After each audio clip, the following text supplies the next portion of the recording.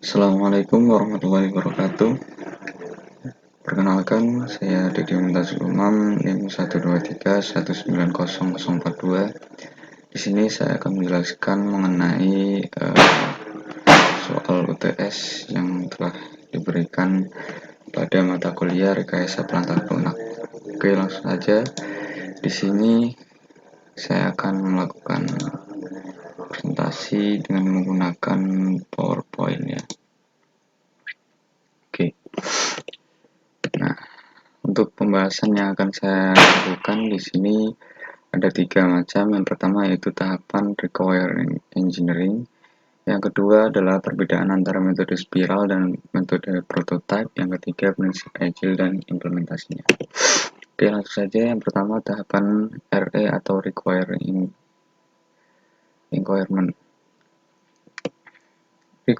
engineering. Mohon maaf.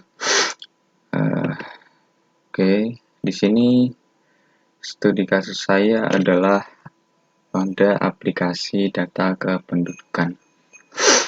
Aplikasi ini itu biasanya digunakan untuk pemerintah desa atau dusun yang mana bisa menggunakan mereka dalam mengelola data kependudukan. Di sini ada 4 macam yang akan saya jelaskan. Yang pertama, feasibility study. Kedua, requirement elicitation dan analysis, requirement specification dan requirement validation. Yang pertama yaitu feasibility study. Nah, di sini ada 2 macam feasibility study atau studi kelayakan. Yang pertama itu kelayakan teknis.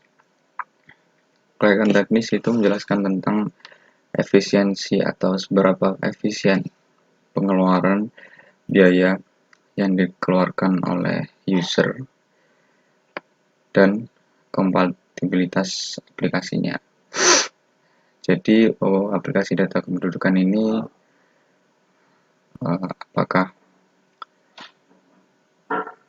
dipungut biaya atau dalam pembuatannya itu membutuhkan biaya yang besar atau kecil, serta apakah bisa digunakan di semua perangkat user. Jadi nanti rencananya aplikasinya akan dibuat yang kompatibel dengan device Android serta juga support di komputer atau PC. Kemudian yang kedua yaitu kelayakan operasional. Nah, ini meliputi fitur serta output yang dapat diterima oleh user. Maksudnya yaitu terkait software tersebut, nanti fitur-fitur yang diterima oleh user apa saja, output yang diterima apa saja. Untuk aplikasi data kependudukan nanti fiturnya ada lumayan banyak, yaitu mengenai data kependudukan itu sendiri. Ada fitur-fitur mengenai data keuangan, data barang-barang kantor, kemudian data kependudukan, surat menyurat. Nah, kemudian ada fitur yang sangat penting yaitu backup, restore, serta sistem security. Jadi untuk mencegah keamanan menambah keamanan data penduduk, ada fitur tersebut. Oke. Kemudian requirement elicitation and analysis. Nah, di sini tentang isinya analisis kebutuhan user mengenai sistem yang sesuai dengan minat user. Jadi pada tahap ini kita menganalisis apa sih kebutuhan yang diperlukan user, apa sih yang diperlukan oleh pemerintah desa dalam aplikasi data kependudukan itu. Misalnya di sana nanti ada fitur kartu keluarga, fitur yang surat menyurat isinya untuk mengelola data kependudukan, data apa saja, kemudian mengelola keuangan, mengolah inventaris, dan lain-lain. Seperti itu. Kemudian usernya ini bagaimana, orangnya, dianalisis semua mengenai kebutuhan user pada aplikasi yang akan dibangun. Kemudian yang ketiga itu requirement specification. Nah, setelah kita mendapatkan permasalahan yang telah kita buat tadi, kita analisis ya, dianalisis oleh developer. Kemudian masalahnya itu diinterpretasikan ke dalam bentuk dokumen, misalnya diagram atau dokumen apa saja. Kalau biasanya itu bentuk diagram, jadi nanti bisa jelaskan agar lebih jelas lagi poin-poin yang akan atau yang harus dimasukkan. Kemudian requirement validation. Nah, ini tentang validasi serta evaluasi tentang masalah yang telah didapatkan. Nah, yang menganalisa itu para ahli atau developer semuanya. Nah, untuk user juga ikut berpartisipasi dalam tahap ini. Mereka juga dimintai saran atau agar memberikan masukan kepada developer mengenai aplikasi atau software yang akan dibangun. Gitu ya. Jadi ada 4 tahap secara keseluruhan. Ada ini ya, feasibility study atau studi kelayakan, kemudian require elicitation dan analysis, requirement specification, dan requirement validation.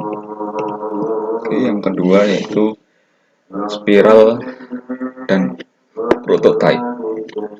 Apa sih perbedaan dari metode spiral dan prototype? Oke. Yang pertama yaitu ada di tahap pertama proses atau metode prototype, yaitu analisa kebutuhan. Sedangkan pada metode spiral yaitu tahap liaison. Pada tahap liaison ini yang terjadi adalah yaitu penggalian mengenai segala aspek tentang user atau analisa mengenai user, mengenai kebutuhan user atau berbagai macam apapun tentang user. Sedangkan pada analisa kebutuhan yang diidentifikasi adalah mengenai software tersebut serta analisis kebutuhan sistem oleh developernya. Misalnya pada aplikasi data kependudukan tadi, itu kita menganalisis kebutuhan user, apa yang dibutuhin usernya untuk data aplikasi data kependudukan ini. Usernya mau apa sih? Kita analisis. Kalau udah selesai, masuk tahap kedua. Kalau dalam metode spiral, tahap keduanya itu tahap planning. Jadi kita bikin planning atau perencanaan dulu, kira-kira waktu yang dibutuhkan itu berapa lama, kemudian sumber atau informasi yang dibutuhkan apa yang dapat menjelaskan proyek tersebut itu dari mana saja, itu dicari dulu terlebih dahulu. Nah, kemudian pada metode prototyping tahap kedua yaitu membangun prototype. Nah, prototype itu adalah representasi dari software untuk sementara, perancangan sementara gitu ya. Jadi fokusnya adalah menunjukkan apa saja input dan output yang akan diterima oleh user gitu. Kemudian yang ketiga yaitu pada metode spiral ada analisa risiko. Analisa risiko ini kita mengidentifikasi terlebih dahulu ya, sebelum membangun software tersebut itu diidentifikasi dulu risiko apa saja yang akan dihadapi ke depannya ketika kita mengimplementasikan hal ini, hal itu sudah ada analisa risikonya, sehingga kita bisa bersiap-siap agar lebih siap dalam membangun software tersebut. Kalau dalam metode prototype, tahap ketiganya itu evaluasi prototyping. Jadi kan sebelumnya membangun prototyping, kalau sudah dibangun, kemudian dievaluasi, nanti bagaimana. Kalau masih kurang, ya ditambahin dulu. Kalau sudah, berarti masuk ke tahap berikutnya. Tahap berikutnya pada metode spiral adalah tahap rekayasa. Nah, ini baru membuat prototype. Kalau metode prototyping tadi sudah dari tahap kedua atau ketiga itu membuat prototype. Kalau spiral baru pada tahap keempat ini membuat rekayasa prototype. Kalau dalam metode prototype tahap keempatnya itu menggunakan sistem. Jadi setelah evaluasi kajian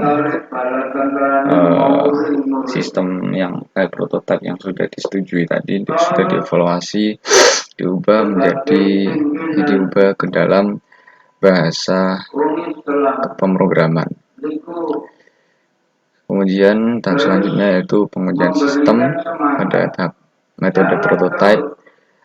Setelah diubah ke bahasa pemrograman sudah jadi, sistem kemudian mulai diuji apakah sudah sesuai, apakah sudah berjalan dengan lancar atau belum.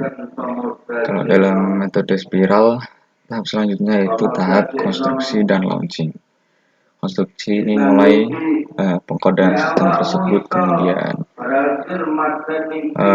menguji, juga menambahkan apa-apa requirement yang perlu ditambahkan. Kalau dalam metode prototype, proses selanjutnya yaitu evaluasi sistem. Kalau sudah diuji dan dievaluasi apakah ada kekurangan, jika ada maka ditambahi dulu, diperbaiki dulu. Kalau sudah masuk tahap berikutnya. Kalau dalam spiral sudah masuk ke tahap terakhir yaitu evaluasi sistem, di mana sistem yang sudah dikonstruksi kemudian diuji, dievaluasi apakah sistem tadi sudah sesuai dengan minat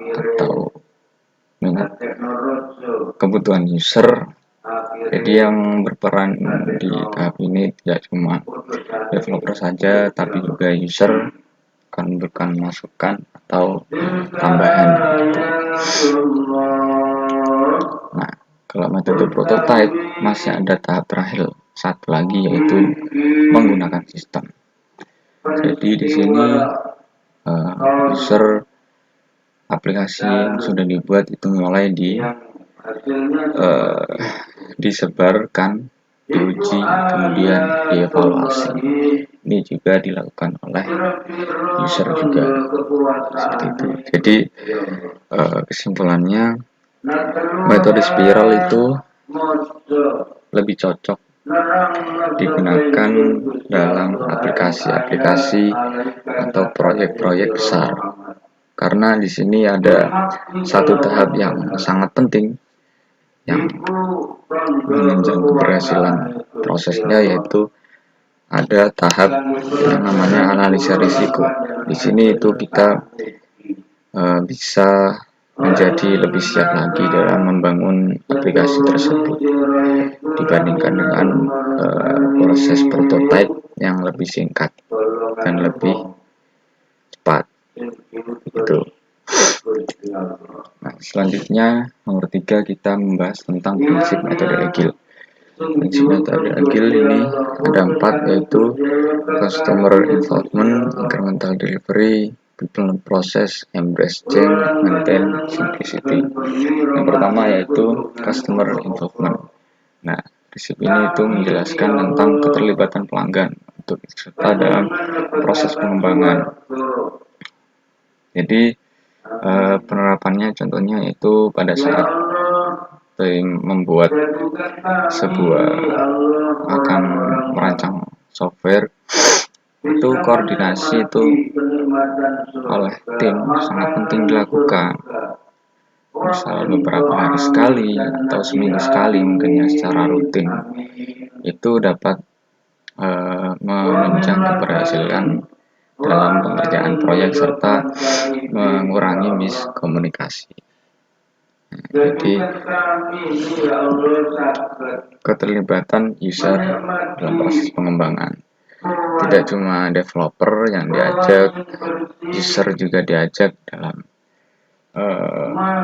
mengembangkan atau menyiapkan software, karena itu sangat penting karena software yang digunakan juga nantinya digunakan user. Kemudian selanjutnya ada incremental delivery. Di sini prinsipnya menjelaskan bahwa proses pembuatan software itu tidak sekali jadi tahap ke tahap, sedikit demi sedikit, nanti ada tambahan lagi.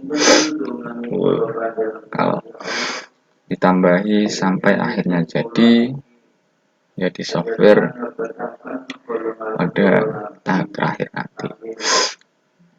Contoh penerapan prinsipnya seperti apa, yaitu ya pada saat pembangunan software aplikasi data kependudukan tadi ya, itu tidak langsung jadi. Pertama ya masih dalam bentuk prototype tuh. Kemudian sedikit demi sedikit dikembangkan prototipenya sampai akhirnya benar-benar menjadi software yang layak atau sesuai minat pelanggan atau user. Kemudian yang ketiga, people proses. Di sini maksudnya yaitu prinsip ini menjelaskan bahwa masing-masing tim, kemampuan masing-masing tim itu harus diakui dan digunakan sesuai bidangnya. Jadi di sini maksudnya misal langsung ke penerapannya saja. Pada saat mengerjakan pembuatan proyek gitu ya, itu pada saat pembagian tugasnya harus para anggotanya tim itu harus sudah termotivasi. Jadi mereka itu percaya dengan diri mereka sendiri, kemampuan mereka sendiri, bahwa mereka bisa melakukan apa yang di tugas yang telah diberikan kepada mereka. Kalau sudah termotivasi dengan baik, maka hasilnya juga pasti akan baik. Selanjutnya, prinsip selanjutnya adalah embrace change. Di sini intinya adalah bahwa sistem yang dibangun itu fleksibel atau bisa tetap mengikuti perubahan. Jadi dalam metode agile ini software yang dibangun itu bukan yang spesifik, jadi umum.